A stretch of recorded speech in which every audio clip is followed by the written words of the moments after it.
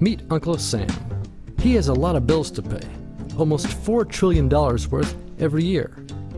Uncle Sam's income is a little over $2 trillion per year. To make up the difference, the deficit, he does what most Americans do. He borrows money. When Uncle Sam takes out a loan, he calls it a bond. Bonds can be held by banks, investors, or even foreign governments. Uncle Sam has to promise to pay interest on these bonds, just as you do on any loan you take out. Ever consider paying your mortgage with your credit card? That's exactly what Uncle Sam does. He takes out new loans, new bonds, so that he can make payments on the old ones. All those loans and all that interest adds up. Right now, Uncle Sam owes about $14 trillion.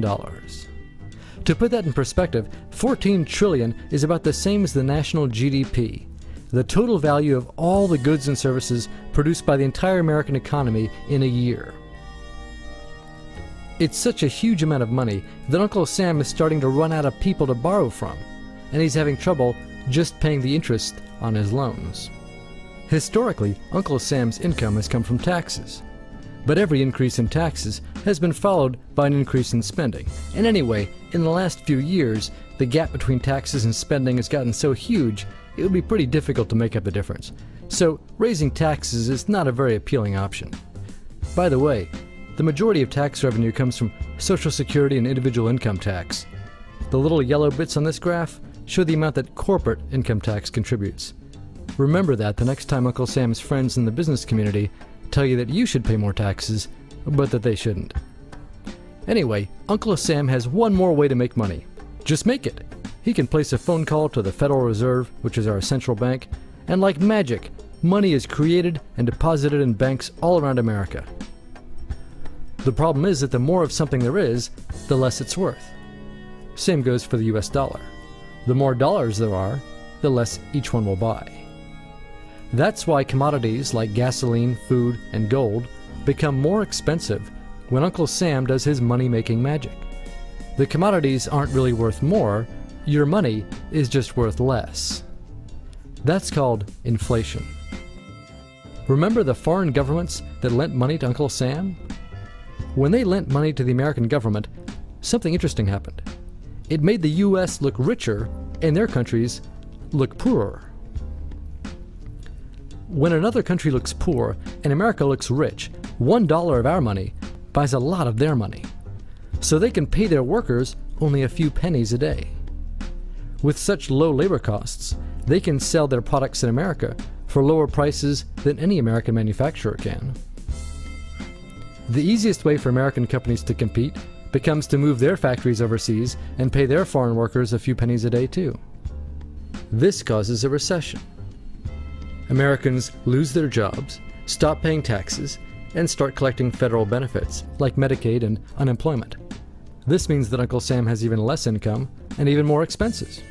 At the same time, the people who still have jobs are desperate to keep them, so they tend to do more work but not to get paid anymore. When your dollars are worth less and you're not earning more of them, that's called stagflation. And this is why Uncle Sam is in a catch-22. He can't raise taxes or cut spending without making the recession worse. And he can't have the Federal Reserve create more money without making inflation worse.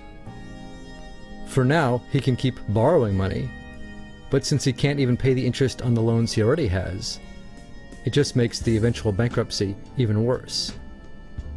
Whether in 2 months or 2 years, the day will inevitably come when Uncle Sam can no longer pay his bills. When that happens, the banks, investors, and foreign governments who are counting on that money won't be able to pay their bills either. If investors can't pay their bills, corporations won't be able to pay their employees. If banks can't pay their bills, you won't be able to take out a loan, use a credit card, or even withdraw your savings. If foreign governments can't pay their bills, their own banks and corporations will have the same problems.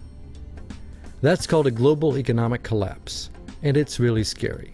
It's never happened before, so nobody really knows how bad it will be, how long it will last, or even how we'll eventually get out of it.